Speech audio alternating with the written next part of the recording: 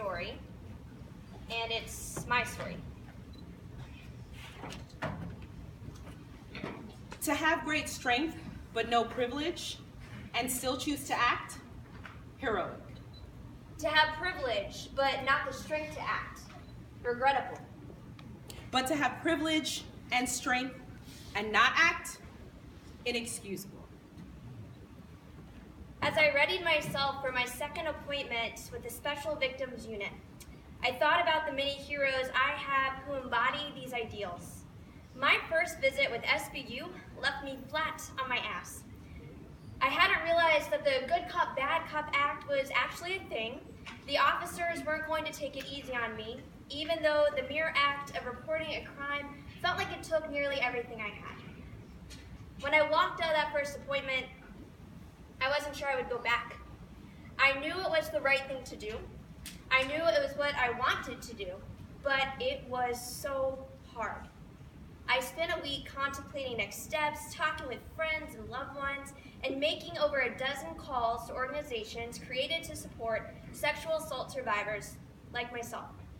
It was eventually a beautiful and powerful letter from my father that convinced me to push and keep pushing until I had done all that was possible. I called on those same friends and family members to send me love and encouragement as I braced myself for that second meeting. And a friend sent me in the direction of Sojourner Truth's Ain't I a Woman. Her words spurred me on as I considered her bold actions as an advocate for women's rights at a time when women had few and Black women had even fewer.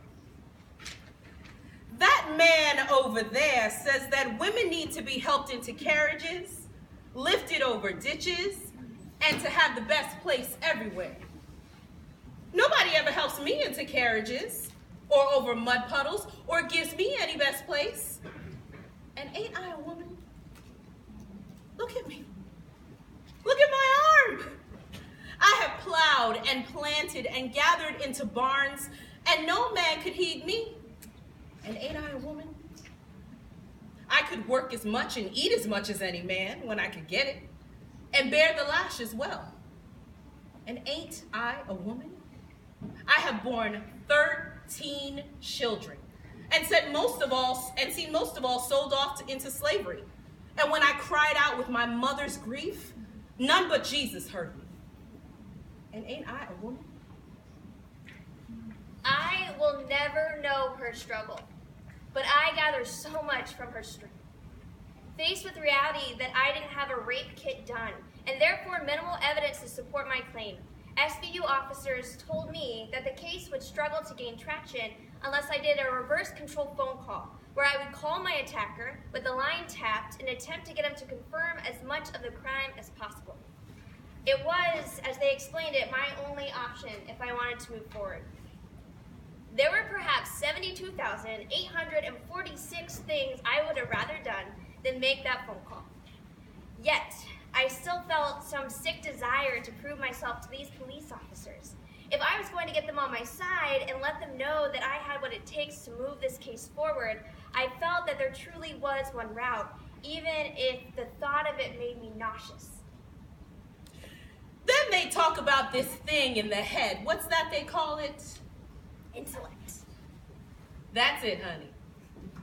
What's that got to do with women's rights or Negroes' rights?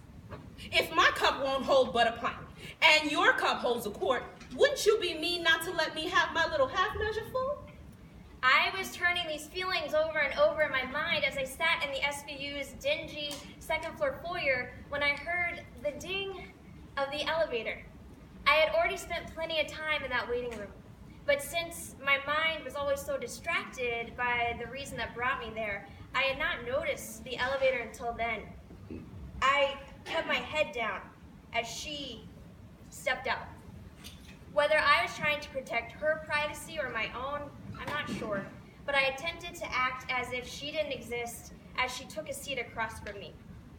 My stolen glances revealed that she had had a different day and series of events that led her to our waiting room. Identity bracelet wrapped around her wrist and slipper socks on her otherwise bare feet. She held in her hands the plastic bag of her personal items that the hospital had given her when she was discharged. Her beautiful, dark skin contrasted sharply against the chipped ivory paint of the walls. She couldn't have been any older than the students I had left behind just minutes before. Then that little man in black back there, he says women can't have as much rights as men because Christ wasn't a woman. Where did your Christ come from? Where did your Christ come from? From God and a woman. Man had nothing to do with him. It was then that the decision I was toiling over and the experience that led me to that waiting room no longer seemed like the worst thing I could imagine. No matter when sexual assault happens, it will undoubtedly have a far-reaching impact that will puncture every layer of your being. But in that moment, I realized there is privilege that can make the situation easier, just as there is privilege that can make every situation easier. I am a benefactor of much of that privilege. I was assaulted at 25. I had already made it through my adolescence and received a college education. I had already been in love and known intimacy in a trusting and respectful relationship. When the assault occurred, I had friends who found way after way to show me their love and devotion as they walked me home, wrote me notes, and gave me their tears when I was too empty to have any myself.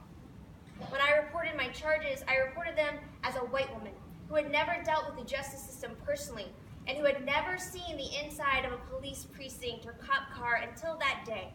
Other than the victim blaming that unfortunately comes with the territory, I was, in all other counts, a credible witness. Suddenly, I realized my eyes were cast downward for another reason. The most I have to go off about that girl is guesswork. I never spoke up. I worried about her circumstances, her support system, and her next steps. I hoped that she knew her rights and was connected to professionals who could help explain them and explore her options as she made the best decisions for herself. I hoped she had a support system who listened, hugged, and cried when she needed that the most. I also hoped that the person who did this to her was someone who couldn't find her and touch her and hurt her again. Approximately 80% of assaults are committed by someone known to the victim, and this number likely increases the younger the victim is. As I shut my eyes and squeezed out the tears that finally began to fall, I wished as fiercely as I could that this wasn't her story. Since the night of my rape, there have been countless moments where I felt completely powerless. This moment was nearly one of them. But I remembered Sojourner Truth's words, and I remembered that I am strong, I have privilege, I cannot ignore my privilege, and I should not hide my strength. I should use my strength and my privilege to act. You can't get rid of your privilege, you can't give it away, but you can use it for good. Ms. Reaves, are you ready to proceed? Yes. If the first woman God ever made was strong enough to turn the world upside down all alone, these women together ought to be able to turn it back and get it right side up again. And now that they's asking to do it, the men better let them. Thank you. Woo!